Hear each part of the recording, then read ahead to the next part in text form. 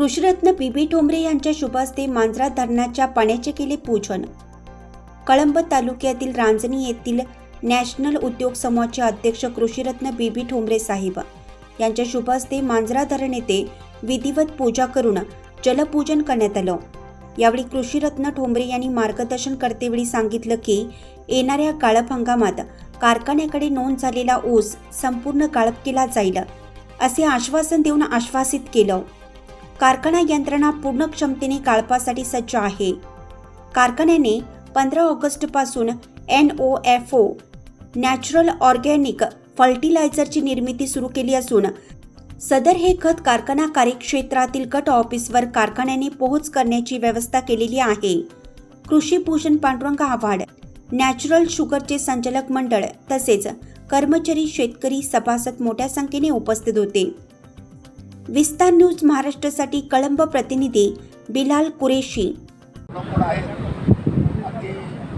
कळंबच्या बॅगपासून गिरेश्वरी असेल, गंगामाऊली असेल, खाली शेवटपर्यंत साखर कारखाना, साखर कारखाना, जागृतीपर्यंतचे कारखाने, हे सगळे कारखाने आहेत।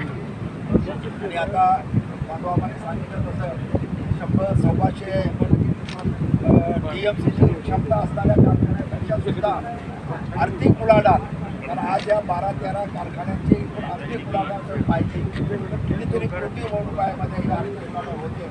आणि हे फक्त आणि फक्त या मांजराच्या पाण्यामुळंच झालेलं आहे। त्यामुळे यावर्षी गेल्या वर्षी पाऊस चांगला झाला, ऊसाची लागवड झाली।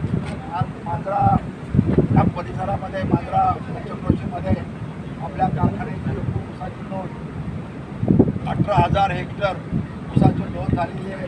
10,500 हेक्टर सभासदाचा आणि 6,500-7,000 हेक्टर बिगर सभासदा ऊस नोंदवलेला आहे।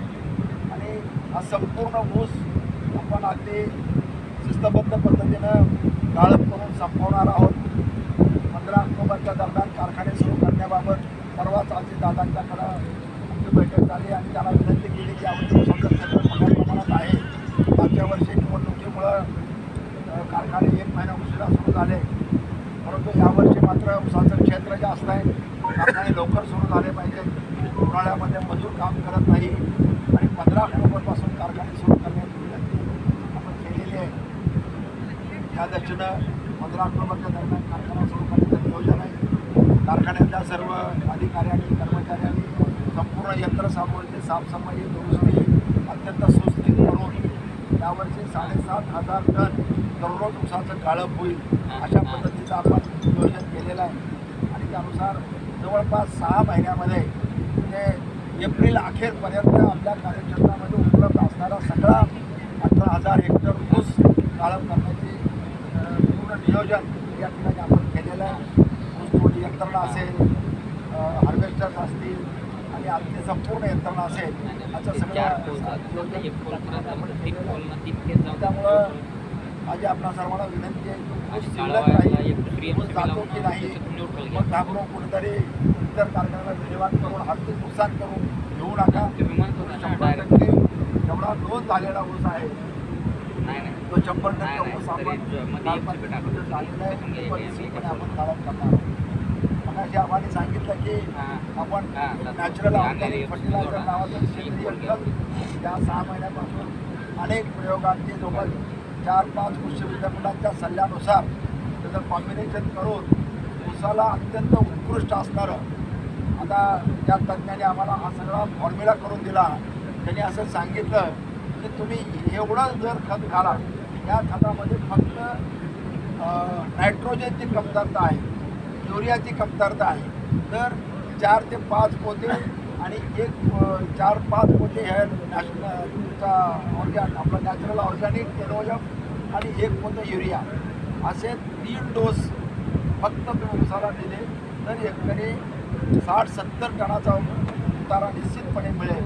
इतर कुठली खतं घालायची आवश्यकता नाही। आपण बघतो की आता ऊसाला खतांची मात्रा इतक्या मोठ्या प्रमाणामध्ये जाते आहे, एकरी 25,000 ते 30,000 रुपये एकरी फक्त खताचा खर्च, आणि तो खर्च कमीत कमी करण्याच्या दृष्टीनं आपलं उद्दिष्ट आहे की संपूर्ण 12 महिन्यामध्ये ऊसाला फक्त 8 ते 10 हजार रुपयाची खतं लागावीत. 8 ते 10 हजार रुपयामध्ये उत्कृष्ट दर्जाचं खत व्यवस्थापन, या नॅचरल ऑर्गॅनिक फर्टिलायझर, ज्यामध्ये सल्फर आहे, तुमचा सिलिका आहे, PDM पोटॅश आहे, या सगळ्या खताचं संमिश्रण करून आपण एक खत डेव्हलप केलं आहे. आता कालच 15 ऑगस्टला एक मोठा ऑटोमॅटिक प्लॅन्ट खत निर्मितीचा आपण सुरू केलेला आहे. आणि त्यामुळं आपल्या परिसरामधला मातीचा पोत इतका बिघडला, इतकी मातीची गुणवत्ता घसरली आहे. आज 70 ते 80च्या दरम्यान आपल्या मातीचा ऑर्गॅनिक कार्बन हा 3% होता. आता आज सगळ्या पूर्ण परिसरामधला जास्तीत जास्त 0.3 ते 0.4% इतका कमी झाला. म्हणजे जवळजवळ 100% कमी झालेला आहे. आणि त्यामुळं जमिनीमध्ये ऑर्गॅनिक कार्बन नसल्यामुळं तुम्ही किती रासायनिक खतं घातले तरी त्याचा पिकाला उपयोग होत नाही, ते सगळे वाया जातात. आणि हा ऑर्गॅनिक कार्बन जर वाढवायचा असेल तर अशा प्रकारची सेंद्रिय खतं, कारण पूर्वी तर आपल्याकडं उकडे असायचे, जनावरांचं शेणखत मोठ्या प्रमाणात मिळायचा, पण आता ते उपलब्ध राहिला नाही. आणि म्हणून त्याचा पर्याय म्हणून उत्कृष्ट खत आपण हे निर्मिती सुरू केलेली आहे. चालू घडामोडी पाहण्यासाठी विस्तार न्यूज पाहत राहा आणि सबस्क्राईब करा. धन्यवाद.